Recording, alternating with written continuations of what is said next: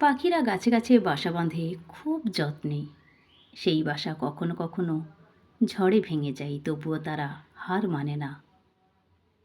ওরা বলে বাসা বারবার ভাঙলেও নতুন করে গড়ে তুলতে হয় স্বপ্নের বাসা। পরিযায়ী পাখিরা পাড়ি দেয় দূর দেশে।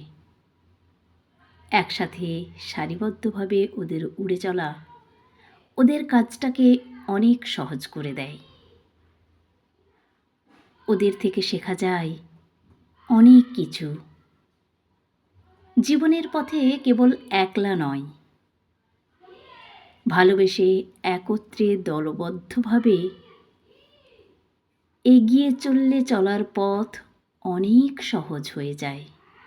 তাই আমি বলবো, জীবনটাকে উপভোগ করতে চাইলে, জীবনে সাফল্য পেতে চাইলে, জীবনের প্রতিটা পদক্ষেপে প্রতিযোগী নয়, সহযোগী হয়ে একে অপরের পরিপূরক হয়ে সাথে থাকুন, পাশে থাকুন।